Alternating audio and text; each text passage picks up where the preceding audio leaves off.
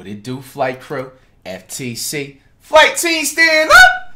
Are NBA players getting too good at basketball by Jimmy Highroller? In 1998, Michael Jordan finished his last season with the Bulls on top as inarguably the best player in the world, with another NBA championship to back it up. And in that season, 26 years ago, Jordan averaged 28.7 points per game on 46% shooting from the field. Now, not only was his scoring average a league high that season, his shooting efficiency was considered excellent at the time. In fact, outside of a couple big men who played 5 feet out from the basket, there wasn't a single player who could compete with him as a scorer. But times have changed, because this season, there are 7 players across the NBA who are averaging at least the numbers Jordan did in his final MVP season. But there are not 7 players as good as Michael Jordan was in the NBA right now. Is there? Are the stats of today's NBA inflated? Yeah, he's about to say inflated. I was trying to wait for him to finish him talk. But bro, overall, this isn't a bad like statement argument by Jimmy Highroller. I feel like, in my humble opinion about this, is honestly yes and no. And what I mean by that, I do feel like certain, like, you know, especially like with the generation going on, you got to really think about it as a whole. And if you're just not agreeing with what I'm about to say, then you just don't have any type of real sports knowledge at all. You got to think about it. The reason why a lot of these, not even just NBA players, but NFL players and like other sports athletes around the world are getting a lot better and are averaging more points per game, and their stats are looking a lot more like, you know, my career type of stats nowadays, in my opinion, and just facts that I feel like, is that there's just more and better technology than it was in like the 80s, the 70s, and the 90s, and like, you know what I'm saying, so before on, and even like a little bit of the early 2000s, because really everything started to change like maybe like 2011, 2013 maybe. You know, a lot of like, you know, these athletes have really high-tech personal trainers. They have high-tech meal plans. There's all types of like, you know what I'm saying, drugs and all these things that they can take to like numb their injuries and all that type of stuff. Like, they had that back in the day, but they also have like a lot more higher technology in terms of like, you know, let's say if they sprain their ankle, like now they have like 3 or 4 extra different treatments they can do on top of their healing process and stuff, maybe compared to what back then people only had like up to 2 options or something like that. So it's also giving players, you know what I'm saying, a much more advantage when it comes to being on the floor. But I feel like it only goes up to that point when it gets into the playoffs. Now, the reason why you can't compare people like Embiid of Joel and, you know, the Dončićs and even maybe the Kumpos and maybe the SGAs and, you know what I'm saying, so forth and everything like that. The only player that's better than Jordan on this list is Steph Chef Wardell Curry, my glorious king, as everybody should know. The reason why, you know what I'm saying, is just, you know, he's different and everything like that. We don't need to explain. But when it comes to the playoffs, Embiid is nowhere to be found. Unfortunately, Kevin Durant's nowhere to be found unless he only has Curry on his team. Dončić's honestly nowhere to be found. I mean, Okonkwo just won his first championship like 2 years ago, but you know what I'm saying, Okonkwo is above, or I think he's 30 and above the age of 30. Jordan Ben won his championship, I think, when he was like 25 plus, if I'm not mistaken. And then, you know, SGA still hasn't, you know, got to that point yet. But so, like, the point is that these stats is only going to be, you know what I'm saying, relevant to the regular season, except for Steph Chef, Wardell Curry, and Michael Jordan. That's the difference between these players. These players are not going to be averaging these points come time to the playoffs. But also, when it comes to the regular season, they are a little bit better. Yes, because a lot more players are laying off a little bit, and, you know, it's just the regular season. But these players, people like that back in the day, was not averaging these types of numbers. So, not a true reflection of the skills and abilities of its players, or have NBA players gotten too good at basketball? Today's you and available team sport will go. In basketball, there is one main objective: score more points than the other team. Sounds simple enough, but it's not. And generally, there are 2 ways you can go about this. Play stifling defense and keep your opponent's points as low as possible, or get buckets. NBA teams of today tend to lean towards option number 2. And they've gotten really good at it. Teams scoring 120, 130 points on a regular basis, even 140-point games, oftentimes occurring on the same night. But for many NBA fans who grew up on an NBA where point totals looked like this. Yeah, the point total was weird back in the day. So low. They don't like it. There's too many points. Or maybe not enough defense. Stat lines like this used to have the NBA world on fire for a day or two. But now they're literally a dime a dozen. There's players around the league who are damn near averaging these numbers. Growing up, I would often go to Portland Trail Blazers games. And as much fun as it was to watch my home team play the most violent version of basketball. Man was going to Portland Trail Blazers game going up back. While possible without any real consequence, the real prize in my 8-year-old brain was this: a free chalupa from Taco Bell. All the Blazers had to do was score 100 points. Win or lose, 100 points, and the chalupa was ours. It doesn't look like much, but winning that thing's hit! Felt like winning the lottery. We would get so riled up over the prospect of a free chalupa that many nights the crowd would just lose sight of the game altogether and start chanting chalupa as the score approached 100. No way. But tragically, after 14 seasons, the Blazers discontinued this delicious promotion in 2013. And I think it's safe to say it's never coming back. When Taco Bell first began running this promotion, the Blazers were scoring over 100 points at home about 11 times a season, or about 1 in every 4. Imagine, bro, they scored 66 points in one game. 68 points, bro. Or home games. Attainable, as a professional but still rare NBA enough to team, keep the thrill of it all alive. But by 2020, the Blazers scored 100 points or more in 39 out of 41 home games. Enough to put every local Taco Bell out of business. Is this entire monologue really about chalupas? Kind of. But I say all of this to emphasize just how much scoring in the NBA has exploded and shows no signs of slowing down. NBA offenses in today's league are really, really good. Back in 2015, the Golden State Warriors reshaped what a potent, efficient offense looks like and led the league that season with an offensive rating of 111.6. This season, that same offense would rank 26th in the league, only ahead of 4 atrociously bad teams. A decade ago, in 2014, the league saw a combined 24 occurrences of teams scoring at least 130 points in a single game. This season, there have already been 85 occurrences of teams scoring at least 130 points. And the league as a whole is on pace to have about 265 of these games by the end of the season. That's more than 10 times more than the league had back in 2014. Now, a lot of fans assume that the insane point totals we're seeing around the league today are simply a byproduct of stat inflation. The game is faster. No one cares about defense. Every other shot is a three-pointer. But it's not just inflation. Inflation would assume that it's just the volume that's changing, that there are more things happening within every game, and that's what's leading to the influx in numbers. But it's not that. Other than the dead ball era, right now is a pretty average time in the league in terms of pace and shots. It is the efficiency and simply how good players have gotten that has really skyrocketed.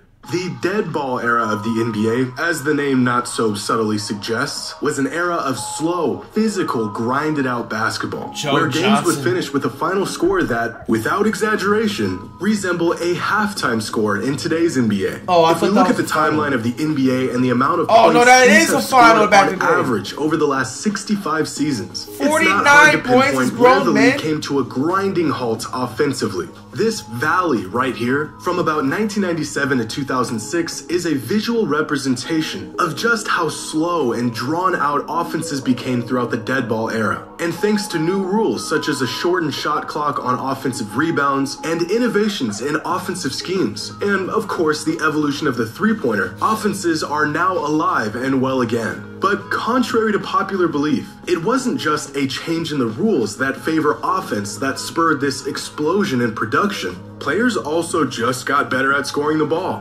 Because here is the league average effective field goal percentage throughout that same time span. For decades, the league as a whole floated somewhere between 45 and 48 effective field goal percentage. And with little change in efficiency, it was the pace that more or less dictated how productive offenses would be. But over the last decade, the league has gradually become better and more efficient at scoring the ball, reaching a league-wide average effective field goal percentage of nearly 55% over the last few seasons. Now, of course, with more threes, efficiency inevitably increases almost at a linear rate.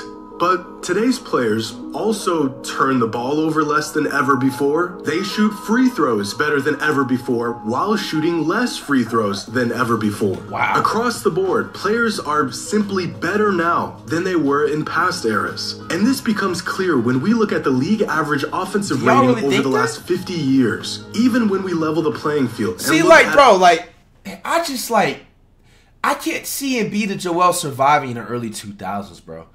It's just the rules that change. This is what High Roller I feel like is leaving out of the entire equation.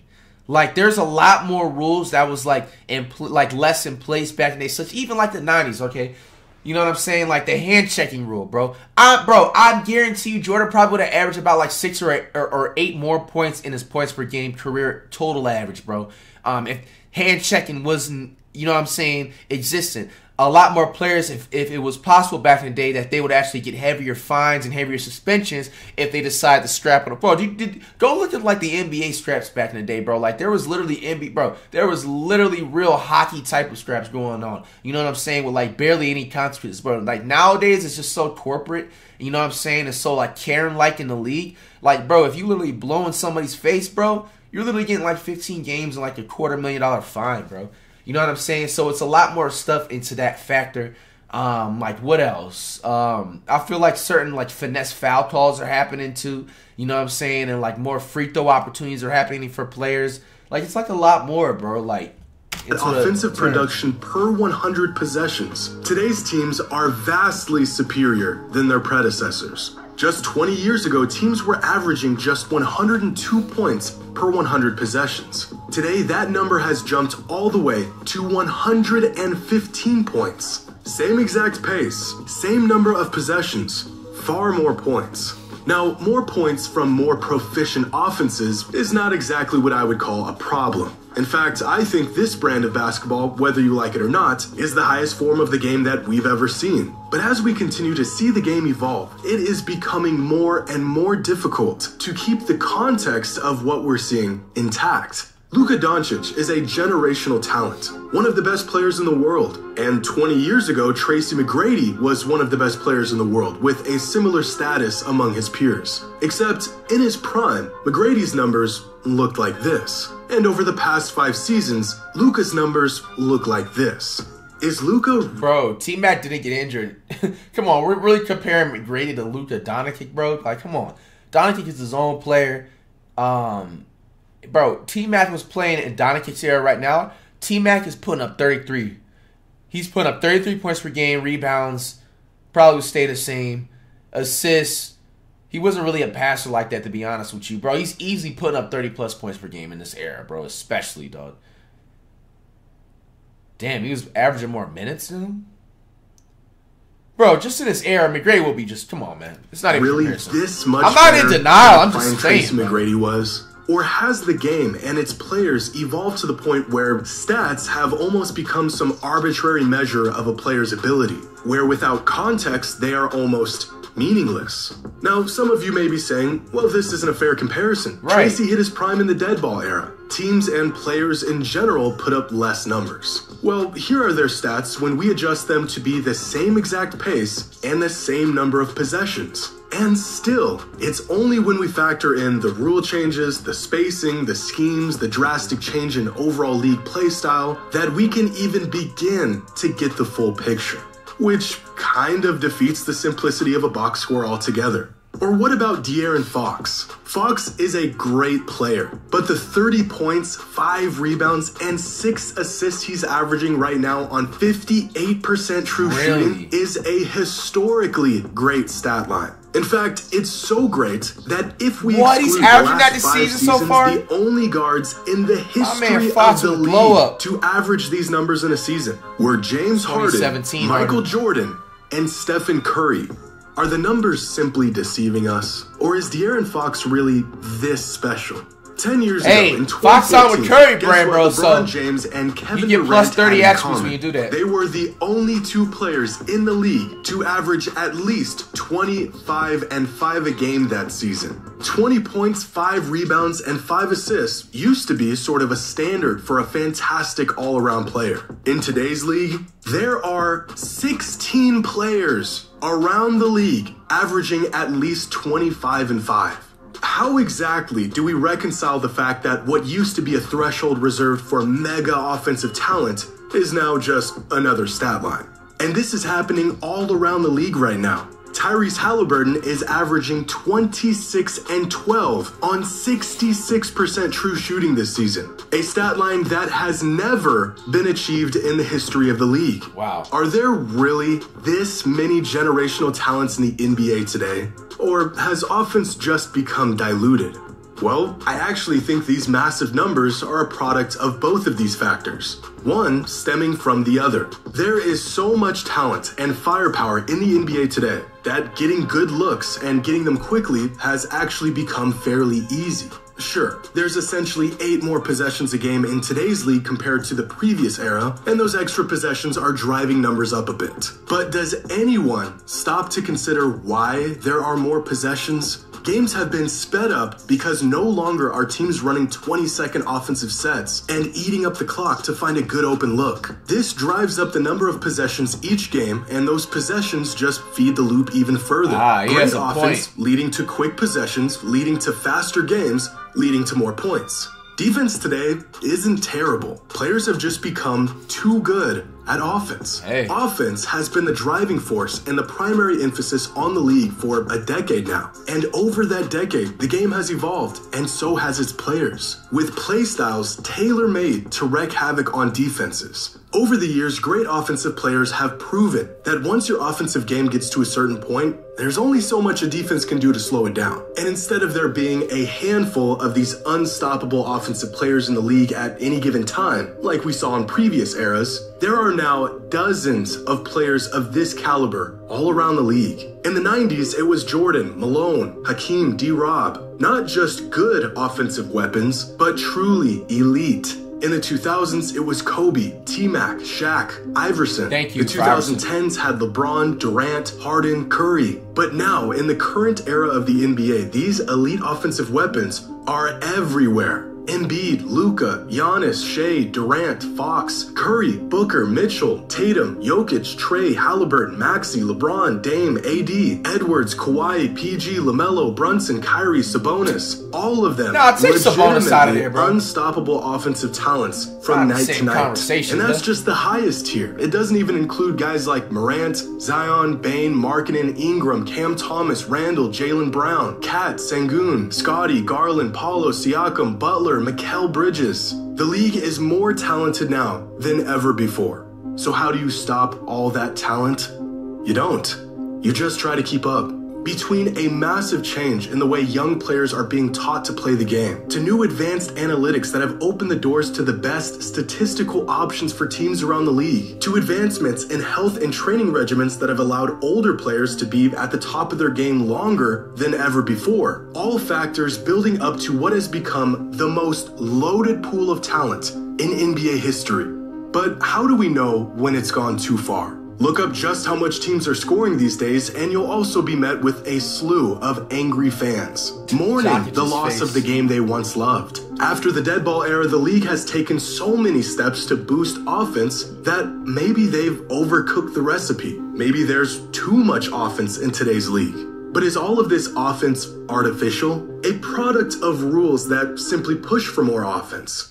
Or have the skills and small nuances used by offensive greats in the past been optimized and perfected in players of today? Were defenses bad for letting Michael Jordan average 30 a game in a league where entire teams only average 90? In arguably the toughest time to score a bucket, Kobe scored 81 points on the Raptors. Was that team simply the worst defensive team of all time? Or was Kobe just that unstoppable offensively on that night?